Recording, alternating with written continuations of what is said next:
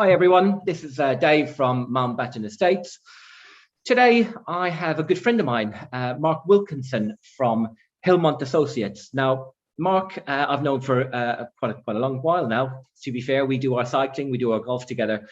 But Mark, you play quite an important role, don't you, when it comes to property development? Your company works specifically with property developers, with steering on the right side of the law when it comes to HSE, health and safety on site. Now, Mark, I'm sure you're going to do your best. It's not the sexiest subject in the world, but we as developers, we do need to get a good handle and a good grip on this. Unfortunately, it's not a subject that's kind of covered too in depth on any kind of weekend course. And we were just saying a minute ago, unfortunately, normally people reach out to you when sometimes it might be a little bit too late. So look, I'm really keen to get your thoughts on this. This is going to be a really, really interesting interview. I'm quite excited because you're going to be sharing a lot of content that people don't know about. So yeah, look, Mark, let's introduce yourself. Tell us a little about yourself and what the company does, and let's see what we can create here today. Yeah, we'll get into it from there, mate. But thank you for that, Dave. I really appreciate the intro. Yeah, my name's Mark Wilkinson. I'm from Hillmont Associates. We're based in Esher in Surrey. And I've been in health and safety for probably about 10 years now. I've got a great backstory. I was the health and safety manager of the Olympic Stadium. Then I was the health and safety manager at Heathrow, and I went all the way from the subcontractor right the way to the head of health and safety of Heathrow Airport for all commercial parts of the airport. And then I left and became the head of health and safety at a large developer here in the southeast of England, which shall remain nameless. But I did that for a few years as well. And that was a great grounding for a career that I'm really grateful, really enjoying. As you say, it's not the sexiest of subjects, but actually I believe I bring a more interesting viewpoint to it, and we'll get into that as we go through the questions. But certainly, you know, we love what we do. We provide governance and assurance for property developers and all kinds of companies. We work in airports and energy events and all kinds of places. But property is a big thing for us. We're property investors ourselves, and starting our own property development in Wales as well. So we have real experience of what it takes for you guys to keep yourselves in the right side of the law, and preferably even further into best practice.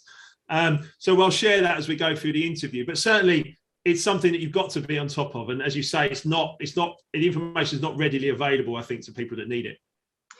Well, Mark, I'm confident that out of anyone I know, you can make this subject sound sexy, all right? So rest assured, that's not even going to be called into question today.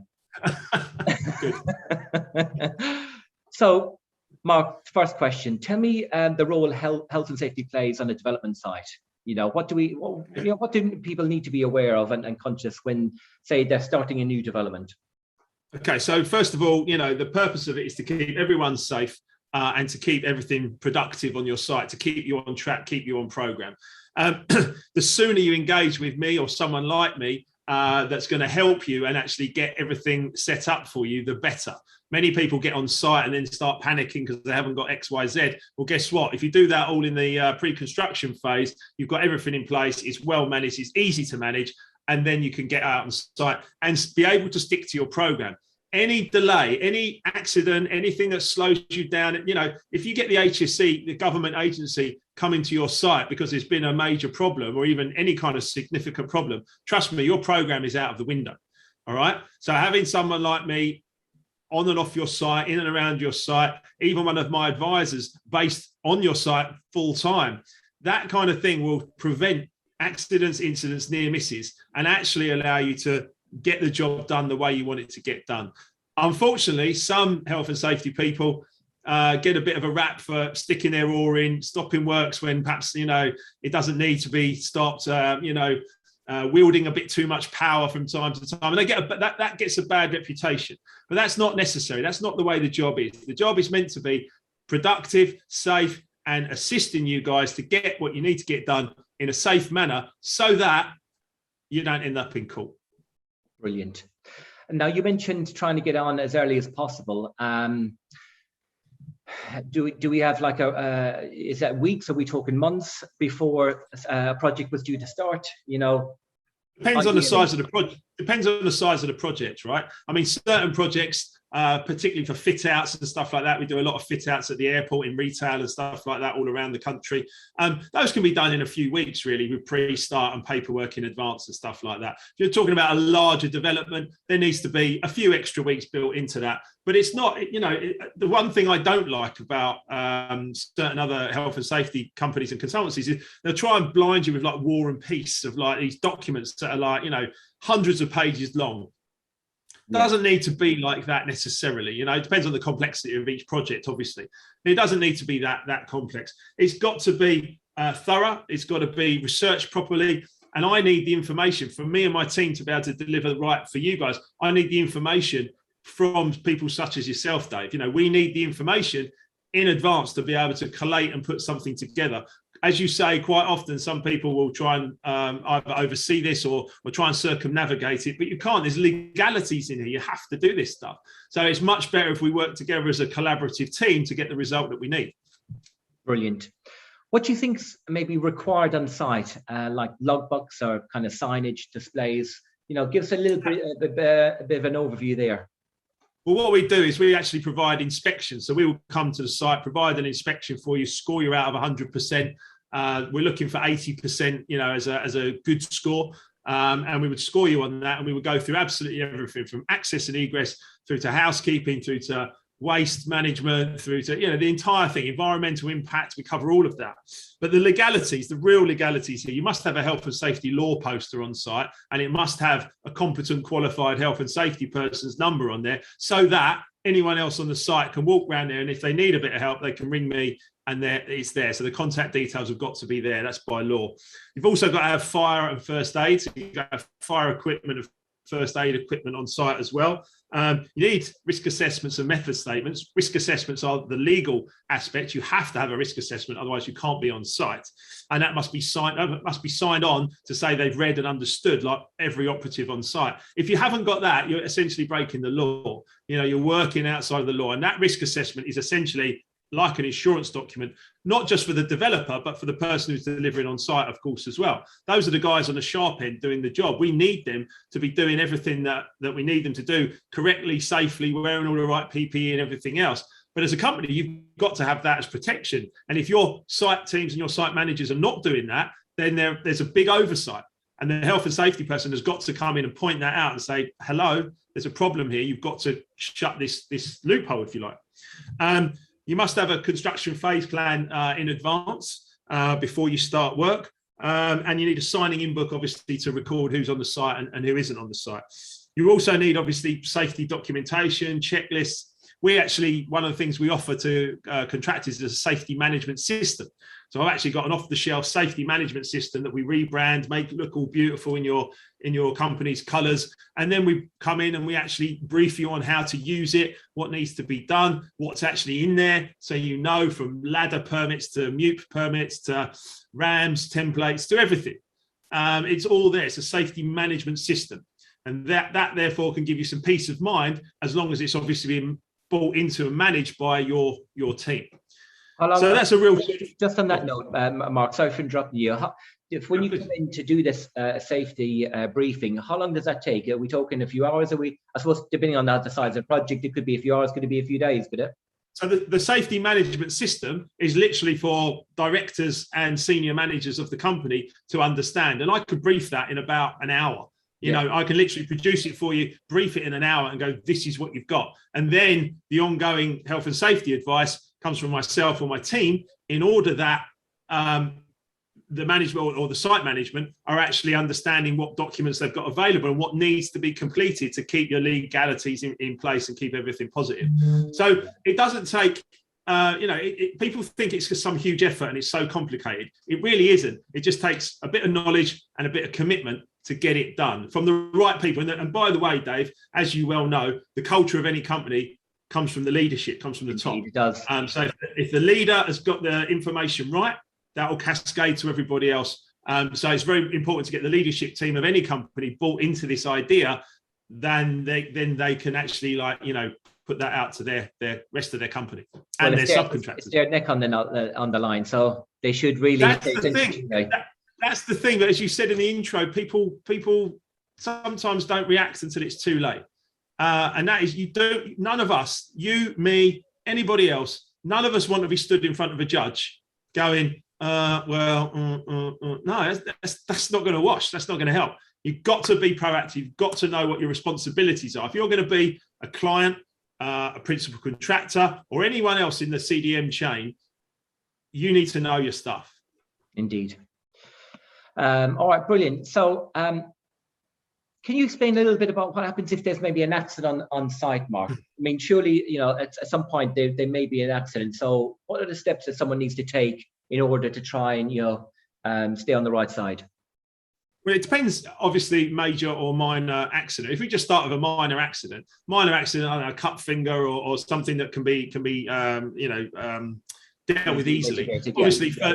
Obviously, first aider on site, you must have a first aider on site, a qualified 3-day first aider. So you must have your training matrix. You must have all your training in place for everybody. If you're using subcontractors, they must supply their training records to you, and it must be signed off by someone like me in a pre-qualification questionnaire. So you're going to use that contractor, but you must have their training. You must understand you've got a 3-day first aider on site. And then, of course, the information goes into an accident book. And then the accident book, you know, if you can tear the sheet off, that needs to be kept locked away because it'll have GDPR, it'll have names and addresses and stuff like that on it. So that needs to be kept away under lock and key, only for the health and safety and the leadership team to be able to access. If it's a more major accident, now, of course, you know, you might include the emergency services and stuff like that. You know, you need to know what we call them the blue lights, right? You know, you need to know what the blue lights need when they get to site. If it's a larger site and there's more challenges for the blue lights to deal with, then potentially you need to have some sort of emergency pack at the front gate. So when they come through, they know what's going on the site. Of course, as well, from there, if it's a serious accident and someone's off for 7 days or more, then you need to report it. It's called a RIDDOR, which is the reporting of injuries, disease and dangerous occurrences. The RIDDOR form has to be filled out on the HSC website by me or indeed you or any of your leadership team in that instance. But it must be reported if there's a 7-day absence. Now, I say that about a serious accident, and people might go, "Oh, well, that's not really going to happen."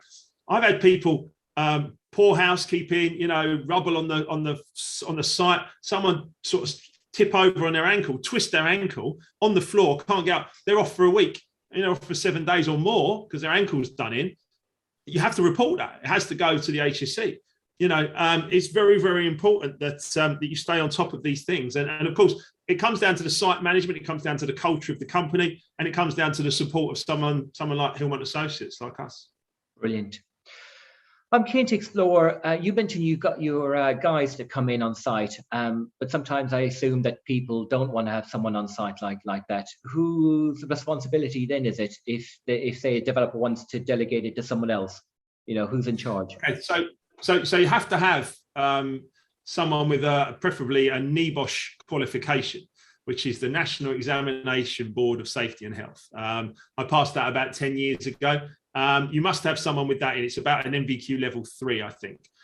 So someone needs to have that within your company. You could have a site manager with SMSTS training, which is Site Manager Safety Training Scheme. But preferably you'll have someone in the company with a NEBOSH certificate who would be able to fill out reports and actually take some responsibility there. But the ultimate responsibility for your site lies with you as the client. Ultimately, you know, of course, you'll hire a principal contractor, you'll have an architect, and they will take the role of a principal designer, although not all architects are comfortable with that title just yet, and we're still working on that. But the principal designer role, the client appoints the principal designer under CDM. The client also appoints the principal contractor, and there's a chain of responsibility there. But again, everybody would be in the dock if we had a serious accident. All right, let's talk about that then. What are the penalties for getting it wrong? Well, you ready? You're sitting down, aren't you? I am actually. Okay, as long as you're sitting down, we're good. Okay. It's an unlimited fine or imprisonment. Wow.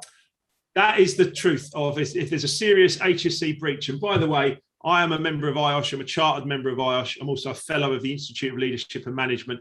I get newsletters from all of those. They send out an email every week, guaranteed front page of the newsletter. There's a supervisor or a client or a manager or a whoever on the front of these newsletters, essentially in court or being fined huge amounts of money, going to prison. It's literally that bad. And what they do now, Dave, as well, everyone needs to be very aware of this under the HSE fine, the system. They fine you on your turnover, not your profit. Okay. Right? So if you're turning over £1 million, but you're making 200 grand profit or 250 grand profit or whatever, they're going to fine you on the £1 million. Yeah. They can literally put you out of business. Wow. Right? For a serious health and safety breach, they'll put you out of business. You know, so many people are not aware of this. If you go on the HSE website, you can actually put in penalties, penalty, and it's listed there. But also there's other tables and stuff that I've got in training that I show people, and they literally start from 0 to £5 million worth of fines and stuff like that. And big companies get hammered if they get this wrong. I can imagine. I did read something once that said that HSE have more power than the majority of the other regulators that control a development site. Is that fair to say? Yeah, the HSE can stop you in your tracks. The HSE can actually come in and bring the police in, etc., etc. If they need to, if it was to get that serious. But the other side of that as well, that your viewers need to know, is that if the HSE, there's so many stories of say a construction site, out in the countryside somewhere, and an HSE inspector is on their way to work. They're on their way to work and they drive past the project and they're like, what's that about up there? And they stop and they walk in and they find something they're not happy with, the scaffold, or someone's got a ladder up on a mute or something, crazy like that.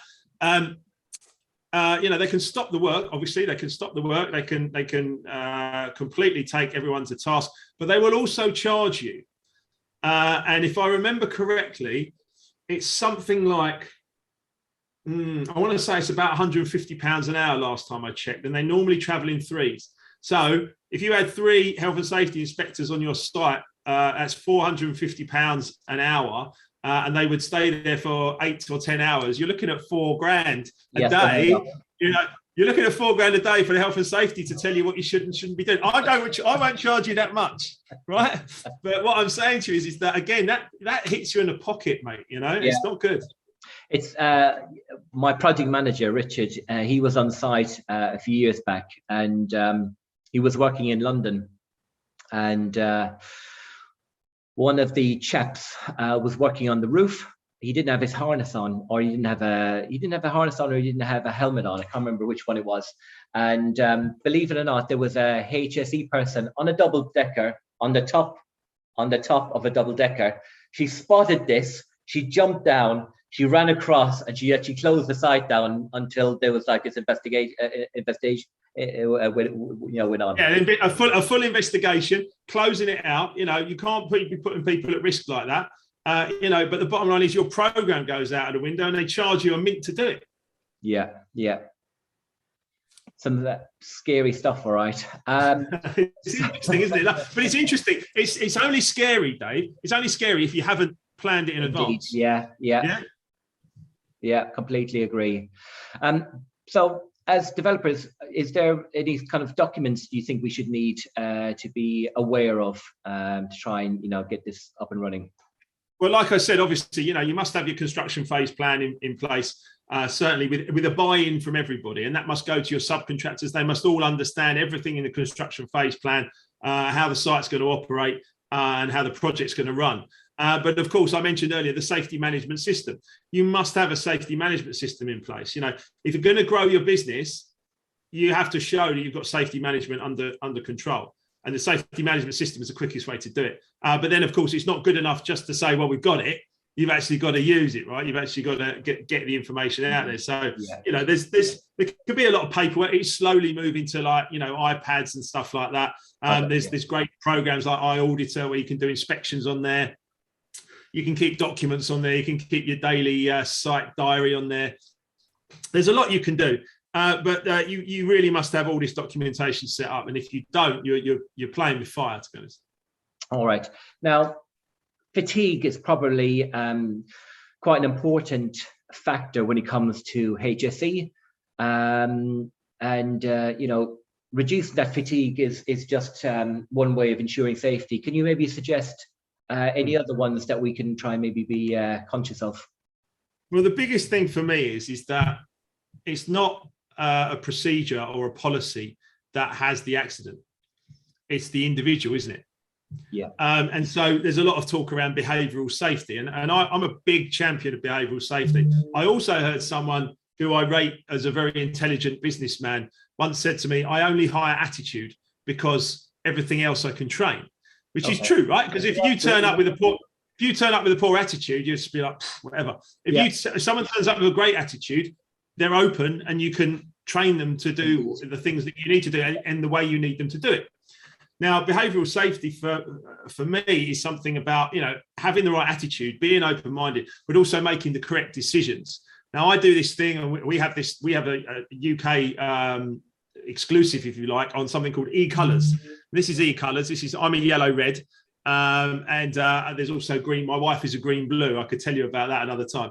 But my, you know, or our use of this particular personality-based safety tool is that actually, from answers you give me on an online questionnaire, I can actually predict how you could get hurt, Dave. Wow. I could actually predict from the answers you give me. One of my ones as a yellow red is, if I'm not careful, I will jump in to help someone else. And if I don't know what I'm doing, then we're both in trouble. Yeah. And there's actually stories about people with similar EColours to me being killed because they jumped in to help someone else and they couldn't help and they ended up dying. Yeah. And so is that dramatic? But actually, there are many different ways people can get hurt physically and emotionally. And I can actually predict that. And it's a system that we use, and we use it across the UK. And it's fascinating, and it reduces risk. Ultimately, as a developer or as a client or a principal contractor or a principal designer, you want to reduce the risk as much as possible. If you can actually understand people and how they all interact with one another and connect with them, in the way that they need the information, you are onto a winner. And that's one of the things we do. And I think that's what makes Hillmont Associates different to a lot of other health and safety companies. I find that fascinating, Mark. I actually didn't realize there was some sort of like risk profile that we could undergo some questions to identify what kind of a personality, you know, profile you have that could lead to those type of accidents. That's incredible. It's amazing. It's amazing information, and we're on a mission to let other people know about it. It's called EColours. And if you want to know more about it, obviously I'll give my contacts later, but please do reach out and talk to us, because we find it's changed my life, and it's helped me manage myself, manage my personality tendencies, and actually understand my role in the team or on the site or wherever we are. It's a great way of managing your strengths and any potential limiters you've got. Incredible. How long has that been around, Mark? It's actually been used in oil and gas for 20 years. Wow. But you imagine on an oil rig, you've got 300, 400, 500 people, very close proximity, you know, and the potential of high risk and potential, you know, disasters. Yeah. But it can be used in any area, in any business. High risk, of course, but we use it in offices. We even use it in education with children. It's phenomenal. It's a beautiful thing. I'm on another session, Dave. I'll take you through it. If you're genuinely, I'll happily take you through it, mate. I feel another interview coming on. Another. yeah. I'm ready. Brilliant. So, in terms of like the F10 form, how does that work? And tell us a little bit more about, is there like an expiry date and so on? Sure. So the F10 is obviously a legal requirement for certain projects. It's usually raised by the principal designer of the project on behalf of the client. That's the best way to do it, because also as well, the principal designer knows all about the project because they've been in from day one. They've been working with the client on the architecture and everything else. So they know all the contractors, they know everyone else, and they can do the F10. Yeah. We are perfectly capable of doing it, of course, but it's generally done by the principal designer. Sure. And the F10 is only for certain projects. Those that are over 30 working days or have more than 20 workers on site at the same time, or exceed 500 working days. Okay. So 500 working days from anyone who's working on the project. So if you've got a decent sized project, it's quite likely that you'll need an F10. Yeah. But again, it depends on the size, depends on the people involved and everything else. But the F10s are relatively easy to do. You literally just go on the HSE website as long as you've got enough information. And the good news is you can go back and edit it at any time. If you need to edit it, you can. So it's not say again, Dave? Extend the date if you need. Exactly right. So what you do is you put in the start date and then you add the duration in weeks. So one of the big projects I was on in development, it had the start date and it had something like 252 weeks. I was like, right, okay, I had to work that out. It's like 4 years nearly. Okay, fine. Maybe 5 years. So the point is that, but you can extend the F10 at any time if you need that flexibility in your project. So it's not something to be afraid of. It's just something that the HSE need to be notified of the project, basically. Brilliant. Is there any kind of common accidents that you find on site that maybe we can be maybe aware of? Well, if I told you that a few years ago, one person a week died in the UK going to work, what would you say? I'd say that's, it's probably on the road somewhere. Well, yeah, okay. I mean, first of all, I'd say one too many. Right, about one a week, but so it's about 50 people a year that die just going to work, right? So you and me just go to work and we don't come home. I mean, it just doesn't even really bear thinking about. Yeah. And so that's one a week. That's been reduced in recent years to about 40 people a year, right? It was 52, 55, whatever. It's down to about 40 people a year now. Still 40, still too many. Indeed. Construction, property development, construction, general construction is the biggest killer in construction. And the most amount of accidents are around working at height. That's the top one, working at height, and exactly what you said, plant and vehicle movements, people and pedestrians and vehicles, basically. Those are the two really, really big ones. I was at a site in Heathrow. I was on site at Heathrow Airport yesterday in a logistics hub, and they were telling me about they had a fatality there about 3 or 4 years ago. A woman on her last day just leaving to go back to Australia. She's young, 20-year-old, and going back to Australia, and she got crushed by a truck. And it's just you're just like, oh my goodness. So those are it's awful. It's absolutely awful. And funnily enough, someone said to me, "Don't get into health and safety unless you're prepared to go and talk to a family of a bereaved family and be able to say, we did everything we possibly could and we're so sorry." Yeah. And actually, I did think about it. I thought that long and hard before, because I used to be a music producer, a DJ. That was my full-time job. I've written a book, as you might know, there, Life Remixed. Funny enough, I didn't see those plugs in the background. There it is over there. How did I miss that? A bit of a plug. It's kind of exactly. So, but I did think long and hard about whether or not to choose health and safety as the next sort of remix and the next portion of my life and my career because of those words. But I decided that I give my all to my work. I give my all to people. I always have done. And so I made my peace with that. And I said, okay, well, if I ever need to do it, thankfully, I've never needed to do that. I'm touching wood and, being all, positive. But, I mean, that is something that I would have to handle if it occurred that way. Yeah.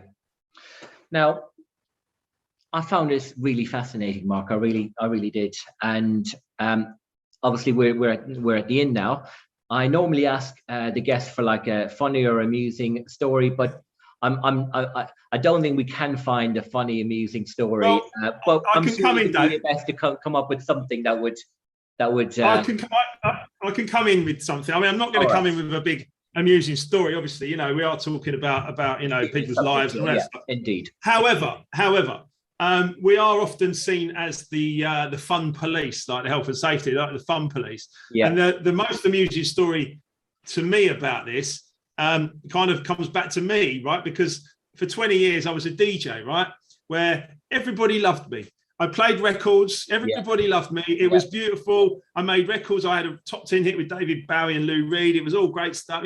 Everyone loved me, except for a few people who didn't like my music. But most people, I was in a club. I'm always the most popular person in the nightclub because I'm the DJ with the music and everything, right? And then I changed career and I go into something. I go into health and safety, right? Where nearly everyone hates me. I mean, the strange thing about life is that when I'm in the nightclub mode or the self-development and the life and business coach, which we'll touch on in a sec, when I'm in that mode, yeah, you know, it's about love. Everyone loves me. Yeah. And I'm all about crowds, bring people together, yeah. You know. And then when I walk onto a construction site, everybody disappears. It's like all of a sudden it's break time. It's break time. There's tumbleweeds across the development. Yeah. It's like here comes the health and safety bloke, and everybody's gone. Yeah, you know. And, I mean, you know, you have to. I enjoy it. I have to smile because you know one of the things I like a bit, particularly when I'm working as a consultant with people such as yourself, Dave, is I'm on your side. I'm actually on your side. I'm like, right, okay, there's a problem here. We need to fix it. Here's a solution. Let's get it done. And it's the same with the site teams. I am on your team, right? Yeah. I'm on your side to make sure that we don't have a fatality or something horrible goes wrong, or to make sure the health and safety aren't in shutting down the site because someone isn't wearing a harness or whatever, you know, and making sure the behaviours are good and making sure that we understand everybody and everything else. You know, the amusement to me is I'm on your team, and yet I still have this way of like managing to clear sites. So, but I think as long as you enjoy, you know, what you're doing and you bring good humour to it, and hopefully you found this engaging, you know, for me, it's about engagement. I want to engage people in the process, because if I don't engage them in the process, you'll lose them. And then there's a potential problem, and we don't want any problems, essentially, do we? No, obviously not. No. Mark, who are you looking to engage with, and how can people get in contact with you? Thank you for asking, Dave. I do appreciate that. So you can just email me, mark@hillmontassociates.com. You can look at our website, hillmontassociates.com. We're all over social media. I'm everywhere, Dave. You can't miss me. I had noticed, to be fair. I was quite impressed. I'm also an international best-selling, award-winning author with Life Remixed. I've got a live event on soon on the February the 26th. So there's a live event in Esher, in Surrey, at the Esher Theatre. And you've got some interesting people turning up to that one, haven't you?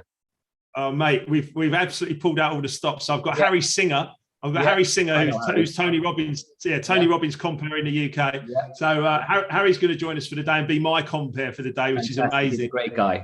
He's a great guy, absolutely. And then in the evening, we've got Danny Ramplin, you know, the Schumer. I mean, Danny's a fantastic man, great DJ, and a great friend of mine. He wrote one of the forwards to Life Remixed. Brilliant. We've got Norman J. MBE. I mean, come on, you know, I mean, what a coup to get those two together in Esher on a Saturday evening. I mean, you know.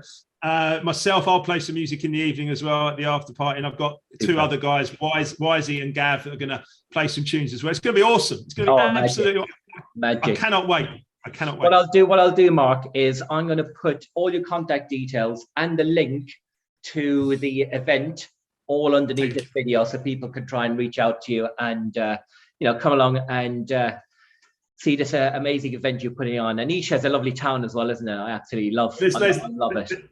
There's lots of breaks. There's a lunch break, an afternoon break, and an evening break for dinner and all that kind of stuff as well. So one of my friends said to me, it's learn, eat, learn, rave. Super. And of course, we're not going to be talking a huge amount about health and safety on that day. We're going to be doing life and business coaching. However, I will be touching on quite a bit about the EColours, so people can understand a little bit more about that and how they can get hurt and how they interact in the world and stuff like that, because I think it's of interest, like you said. Yeah. Brilliant. Mark, thank you so much for coming on. It was I thoroughly enjoyed it. I really did. The banter was brilliant. I absolutely loved it. Guys, I hope everyone watching it today, you found it as beneficial and informative as I have. I'll make sure Mark's details are below. Feel free to reach out to him, and I will look forward to seeing you soon. Thank you, Dave.